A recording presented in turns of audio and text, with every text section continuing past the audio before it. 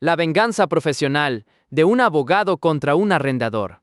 Los arrendadores son unos imbéciles, en términos generales. Todo el mundo lo sabe. Pero si creen que los arrendadores residenciales son malos, no son nada comparados con los arrendadores comerciales. Los dueños de edificios comerciales son algunas de las personas más crueles y desagradables que he conocido. Esta historia de venganza trata sobre un arrendador comercial y cómo me encargué de él. En los años 90, a veces iba a almorzar a este restaurante en el sótano de nuestro edificio. El lugar se llamaba The Vault porque tenía una enorme bóveda bancaria que siempre había estado allí, desde los días previos a que el lugar se convirtiera en un restaurante. La bóveda era tan grande que podían colocar un par de mesas dentro y podía cenar rodeado de filas de viejas y relucientes cajas de seguridad. Un día estaba allí para almorzar y el dueño me llevó aparte. El arrendador me está volviendo loco, dijo. El arrendador vuelve loco a todo el mundo, dije yo. Yo era subarrendatario en el mismo edificio, compartiendo espacio con un abogado mayor, Aaron, y el arrendador siempre nos causaba problemas. Ya había tenido algunos enfrentamientos con él, y nos odiábamos con solo vernos. En la mayoría de las jurisdicciones, los arrendadores comerciales no necesitan órdenes judiciales para desalojarte si te retrasas con el alquiler. En su lugar, simplemente cambian las cerraduras, y te enteras cuando llegas y tu llave no funciona. Cada vez que nuestro arrendador tenía una disputa con alguien, lo cual era frecuente, siempre amenazaba con cambiar las cerraduras. El dueño de The Vault dijo que sigue exigiendo todas estas cosas como alquiler extra, y es muy raro, porque mucha de eso es muy antigua. El dueño del restaurante me mostró una carta que el arrendador le había entregado ese mismo día. Revisé la demanda y leí una lista de gastos por remoción de nieve, reparación del estacionamiento, pisos en las áreas comunes y todo tipo de basura que se remontaba a hace años. Lo leí todo hasta el final, y ahí estaba, la cláusula habitual que decía que iba a cambiar las cerraduras si el inquilino no pagaba esto o hacía aquello. ¿Hiciste algo para que el arrendador te odie?, pregunté. ¿Porque esto es un poco excesivo incluso para nuestro imbécil de arrendador? Él sabe que voy a mudar el restaurante. Creo que está tratando de quedarse con todo el dinero posible antes de que me vaya. Además, me está dando problemas por la bóveda. No te dejará llevártela contigo. ¿Estás bromeando? Pesa casi 100 toneladas y no la necesito. Pero el contrato dice que tengo que retirarla y que también tengo que restaurar el edificio a como estaba antes de que hubiera una bóveda. Eso costaría una fortuna. El imbécil del arrendador dice que si dejo la bóveda cuando me mude, me demandará. Le dije que enviara su contrato a mi oficina para que yo pudiera revisarlo. Terminé mi almuerzo y cuando regresé a mi oficina, el contrato me estaba esperando. Era tan malo como decía el dueño del restaurante. El contrato era una renovación de una renovación de una sesión de una renovación, con documentos originales que databan de poco después de la Segunda Guerra Mundial, cuando un banco arrendó el lugar por primera vez y se instaló la bóveda. De alguna manera, el arrendador había engañado al restaurante para que aceptara un contrato que lo hacía responsable de retirar una bóveda bancaria al final del plazo. No es para tanto, pensé. El restaurante puede entrar en incumplimiento, y lo único que el arrendador podrá hacer es demandar a una empresa fantasma.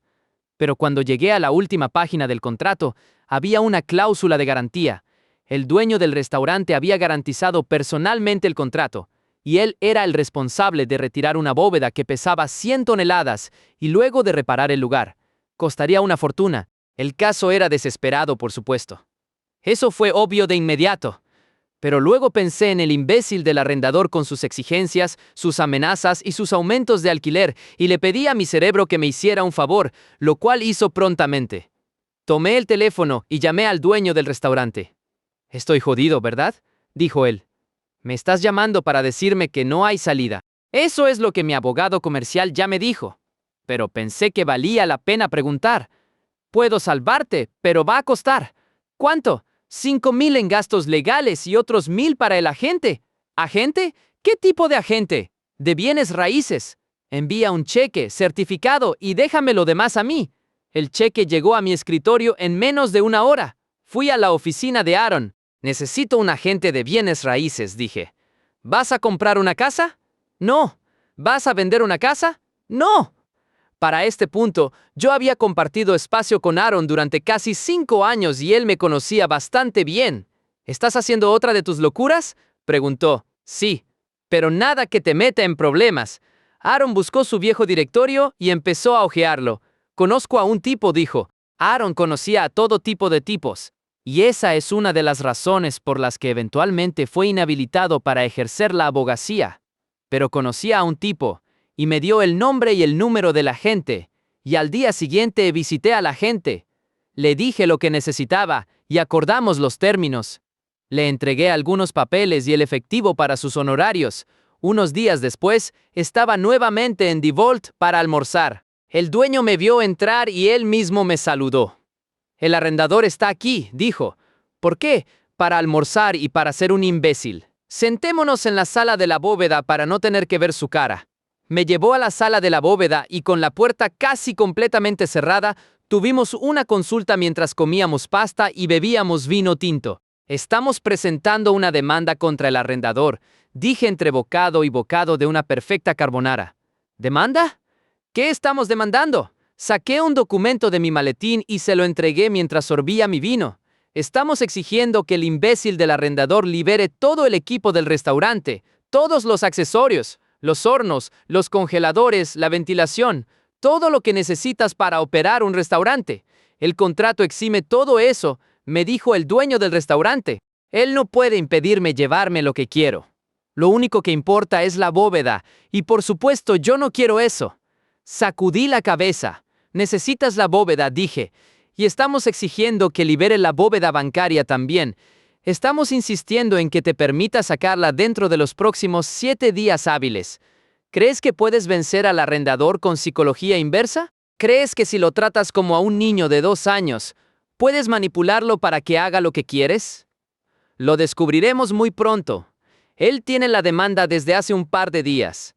El dueño del restaurante dejó caer su copa de vino y ésta se hizo añicos contra el suelo de mármol. ¿Ya se lo diste?, dijo el dueño del restaurante. Se levantó, abrió de par en par la puerta de la bóveda y llamó al mesero para que limpiara el desastre. Veamos qué tiene que decir el arrendador, le dije, y caminamos hacia la mesa del arrendador. El arrendación era un hombre grande y corpulento con un gran apetito. Estaba sentado solo, comiendo un costillar de cordero vorazmente con las manos. Mi cliente necesita una respuesta hoy, dije. El arrendador me miró mientras masticaba ruidosamente. Soy el abogado de The Vault, dije. Te entregué una demanda el otro día. Mi cliente necesita una respuesta ahora mismo. Necesita la bóveda para un nuevo local y tiene que hacer los preparativos. Tu cliente puede olvidarse de la bóveda bancaria, dijo él, limpiándose sus enormes manos grasientas en una servilleta que ya estaba sucia. Pero no puedes hacer eso, dije. Mi asombro era fingido, pero al dueño del restaurante se le cayó la mandíbula de verdad. El arrendador se rió de nosotros. Soy el arrendador. Puedo hacer lo que quiera. Voy a necesitar eso por escrito, porque mi cliente podría demandar, dije. Demanda todo lo que quieras, me dijo el arrendador. Demanda hasta que te canses. Me dijo que tendría una respuesta formal al final del día. Y luego me dijo que me fuera y lo dejara terminar su almuerzo. Cuando llegó la carta del arrendador, reclamando la propiedad de la bóveda bancaria, la bajé y se la mostré a mi cliente. ¿Cómo demonios hiciste eso? Secreto profesional, dije. Al mes siguiente el restaurante se mudó y el lugar quedó vacío, lo cual fue una lástima, porque siempre me había gustado comer en The Vault. Ahora el restaurante estaba en una nueva ubicación a 20 minutos de distancia. Llamaron al nuevo local The Vault y habían preservado la esencia del antiguo. Era muy similar, excepto que no tenían la bóveda bancaria. La bóveda bancaria, con todas sus 100 toneladas, estaba donde siempre había estado, en el sótano del edificio donde yo alquilaba un espacio. Aparecí para trabajar poco después de eso y Aaron me abordó. El arrendador te está buscando, dijo. ¿Ah, sí? ¿Para qué? Está muy enojado. Dijo que su trato se cayó. ¿Trato? Se suponía que iba a alquilar el local de abajo a un nuevo inquilino, un banco o una cooperativa de crédito o algo así. Se suponía que venían a firmar un contrato de arrendamiento, pero no se presentaron. ¿Y qué tiene eso que ver conmigo?, le dije a Aaron, y le dije lo mismo al arrendador cuando logró localizarme un par de días después. Sé que tú estuviste detrás de esto, dijo él, con las mejillas temblando. Sé que fuiste tú. Esa oferta de la gente fue toda una mentira. Solo fue un truco para obligarme a conservar la bóveda, para que tu cliente pudiera escabullirse del lugar y dejar esa maldita bóveda bancaria atrás. Voy a demandar. Si estás buscando asesoría legal, creo que voy a tener que declarar un conflicto de intereses. Voy a demandar al restaurante y a ese agente, y te voy a demandar a ti. Se fue furioso, pero el arrendador no demandó. Por supuesto que no lo hizo. No tenía un contrato sobre el cual demandar, solo una vaga carta de intención que yo había redactado, lo suficiente para enganchar a un arrendador codicioso que estaba acostumbrado a salirse con la suya. La oferta que había recibido no era vinculante, incapaz de ser aceptada sin la firma de un contrato de arrendamiento formal, el cual, por supuesto, nunca se firmó. Cuando dejé el lugar de Aaron un año después, el local de abajo seguía desocupado, con un triste letrero de "se renta" en la ventana, que empezaba a verse desteñido.